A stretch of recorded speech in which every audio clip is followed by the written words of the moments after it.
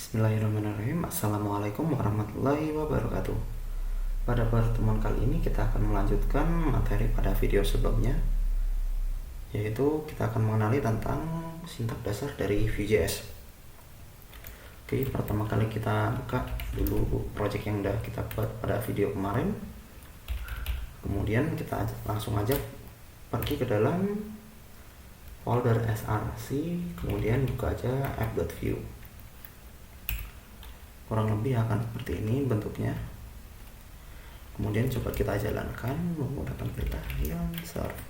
Kalau pakai npm berarti npm run serve. Oke, kemudian coba kita lihat di localhost 8080. Oke, berhasil sama seperti pada video sebelumnya. Ini berarti kita masih bisa melakukannya. Nah, karena kita mulai dari awal, alangkah baiknya kita hapus semua dulu. Oke, jadi yang pertama kali kita akan butuhkan yaitu template. Nah, template itu merupakan HTML kita, gampangnya seperti itu. Nah, kemudian di dalam template itu akan mereturn sebuah elemen. Jadi misal kalian kasihnya div kemudian satu, ini hello, itu bisa. Tapi kalau kalian kasih dua div, misal di sini kasih dua hello, nah di sini akan mereturn error. Jadi si template ini hanya membutuhkan, atau dia hanya membutuhkan cuma satu elemen doang. Jadi misal kalian butuh banyak elemen, ya udah kalian bungkus aja di dalam div seperti itu. Jadi misal kasih aja first, ini second, coba kita save. Nah, ini udah bisa ke render. Cuman kita nggak mau dong, masa udah capek-capek pakai Vue tetap masih HTML polosan doang. Kita akan menggunakan JavaScript, menggunakan TypeScript seperti yang ada kira. Nah, kemudian kita akan mengekspor default sebuah objek. Maksudnya gimana sih? Jadi sebenarnya waktu kalian membuat sebuah project Vue menggunakan Vue CLI dan di dalam sana itu ada file namanya .vue, sebenarnya kalian mau itu membuat sebuah objek Vue seperti itu. Nah, di dalam objek tersebut ada beberapa metode, ada beberapa atribut yang dapat kalian pakai. Salah satunya itu data. Nah, di sini kita akan mencoba menggunakan salah satu atributnya yaitu data, di mana dia itu akan merepresentasikan sebuah variabel yang akan kita pakai. Nah, di sini kita bisa aja langsung gini, itu bisa. Nah, itu nama variabelnya apa. Tapi kalau saya lebih suka kita pakainya sebuah arrow function, di mana nanti dia itu akan mengembalikan sebuah objek dengan variabel yang akan kita pakai. Jadi kita bisa memakai beberapa variabel sekaligus deh. Untuk pembuatan variabel itu hanya dapat kita lakukan di dalam data ya, yang benar-benar kita bisa pakai gitu loh. Nah, kalau di sini bisa sih sebenarnya. Misal hello. Nah, ini bisa, cuma itu nggak akan masuk ke dalam fungsi dari Vue sendiri atau objek Vue. Nah, untuk menggunakannya ya kita harus memasukkannya ke dalam sebuah data atau memasukkannya ke dalam variabel data ini. Oke, nah untuk pemanggilannya gampang banget, tinggal pergi aja ke dalam tag HTML, tag kita, kemudian misalnya ini ganti, kita ganti jadi hello, kemudian nah untuk pemanggilannya cukup kurung awal 2 kali, kemudian nama variabel, di sini nama, kita save, coba kita lihat. Oke, berhasil. Nah, kemudian coba kita ganti si variabel tersebut, isi dari variabel tersebut. Misalkan kita ganti menjadi input. Nah, tabnya text. Nah, di sini kita juga nggak bisa, sebenarnya bisa kita menerapkan di HTML biasa, value kemudian kasih aja nama, itu bisa. Tapi itu tidak akan sinkronisasi dengan objek Vue tersebut. Nah, kalau kalian pakai Vue ya kita harus menggunakan sintak dari Vue tersebut. menggunakan vModel agar kita dapat merepresentasikan data tersebut ke dalam input, dan kemudian kita dapat mengubah atau memutable atau memutasi data tersebut. Nah, di sini ada input, kemudian isinya itu Smith. Coba kita ganti Condu. Oke, berhasil. Kenapa kok bisa dia langsung ke render? Padahal kan kita nggak intinya di sini. Harusnya kayak kalau di HTML biasa kan kita klik dulu baru dia ke render. Di sini tuh view ada konsep lagi namanya tuh reaktif. Jadi dia tuh setiap perubahan yang terjadi pada variabelnya dia itu akan merespon, yaitu dengan cara merender ulang sebuah komponen.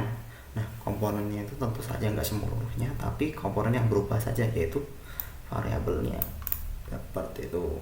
Nah, bisa nggak sih ketika variabel tersebut berubah kita juga ngasih kondisi biar enak? Tentu aja bisa. Menggunakan apa? Misal di sini kita membuat sebuah variabel lagi namanya umur. Kita kasih aja di sini 15. Nah, kemudian sama tadi kita kasih 2 gitu.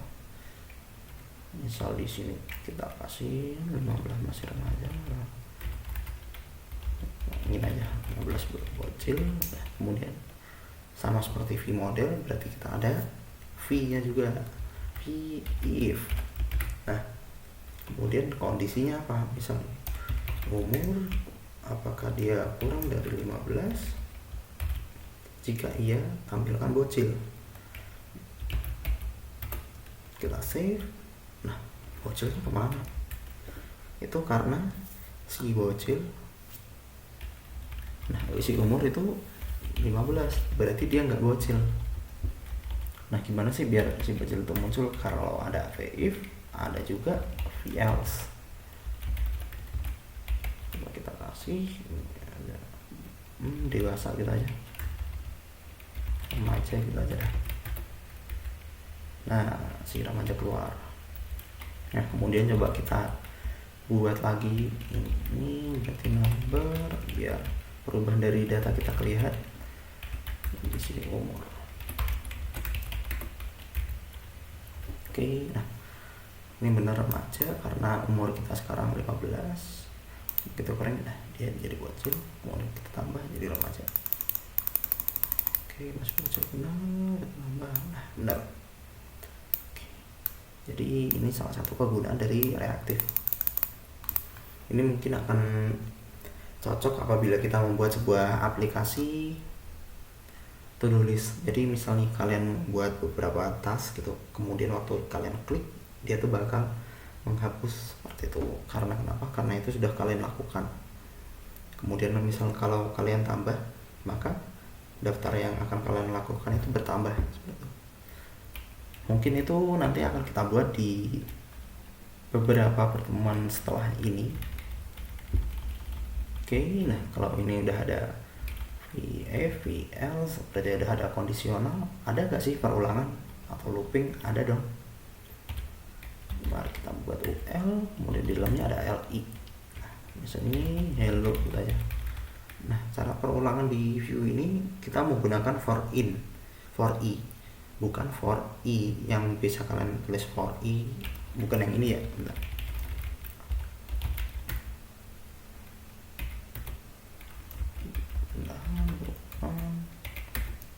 Bukan ini, for i sama dengan 0, ini kurang dari batas bla bla bla bla, bukan itu, tapi kita bukan for i. For i itu in. Pertama kita buat dulu variabel, misalnya ini kita akan meload sebuah belanjaan, mana isinya itu telur, kasih aja ini instan, kemudian bisa ada es teh. Nah, di mana sih kita akan mengulang? Ya jelas di dalam tag juga, di dalam tag li dengan cara v for. kemudian kan kita tadi bilang for in, berarti ketika barang di dalam belanja, berarti yang ini kita ganti, hello nya kita ganti dengan barang. Coba kita save. Nah, terjadi error. Nah, karena kenapa ini, kita baca dulu ya. Jadi kalau ada error tuh coba kalian baca dulu, jangan nggak usah panik langsung bingung, wah ini kenapa, itu nggak usah. Jadi santai aja. Di sini ada tulisan error, element in iteration expect to have vbyte. Sorry, jadi si vbyte ini fungsinya untuk kayak menandai elemen looping kita. Jadi kan dia melakukan sebuah looping, jadi untuk menandai tiap-tiap elemen yang kita itu membutuhkan sebuah bukan variabel tapi kayak menyeting sebuah atribut defaultnya seperti itu. Nah, ini juga ada tulisan errornya, dia ada di line 7. Coba kita lihat. Nah, benar line 7. Karena si vban ini biasanya menggunakan atribut angka, jadi kita ambil dulu indeksnya. Tadi kita ambil barang, kemudian kita kasih indeks, kemudian kita kasih aja, sebenarnya bisa gini sih, bind key, kemudian kita kasih indeks, kita save, kita lihat. Nah, ini berhasil, ini bisa. Cuman ini kan kepanjangan ya, vbind titik 2 key. Nah, kalian bisa hapus vbind nya, titik 2 nya jangan. Oke, kita save. Ini sama, itu ini tuh kayak shortcutnya aja gitu. Nah, bisa nggak sih kita melakukan sebuah kondisi di dalam sini? Bisa banget. Misal di sini ada p graph, oke, kita masukin ini, kemudian misal di sini kita kondisikan ya, ini kan ada beberapa belanjaan, salah satunya ada yang minuman. Coba kita lihat yang mana sih yang makanan, yang mana minuman, dengan cara if. Berarti gimana sih cara kita deteksi yang itu makanan? Ya berarti itu selain st.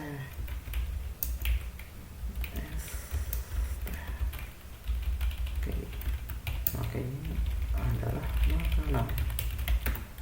Coba kita lihat. Oke, benar, telur adalah makanan, instan adalah makanan, proma adalah makanan. Kemudian ini nggak ada isinya karena di sini kita nggak ada vls. Nah, coba kita buat ini, garis dulu, barang adalah minuman, vls, kita save. Nah, keluar. Oke, seperti itu. Oke, mungkin cukup dari video saya kali ini. Nah, pada pertemuan selanjutnya kita akan membahas tentang data flow dari Vue.js sendiri. Ini kan kita cuma membahas sintak dasarnya doang, belum perilaku dari Vue sendiri. Perilaku dalam artian misalnya, sebenarnya waktu kalian meload sebuah halaman menggunakan Vue.js, di sini tuh ada beberapa alur yang diselesaikan ketika kalian klik ini. Nah, ini tuh ada ke proses pengambilan data, meload sebuah HTML, itu ada gimana sih caranya. Tonton aja video selanjutnya. Mungkin cukup sekian dari saya, semoga bermanfaat. Assalamualaikum warahmatullahi wabarakatuh.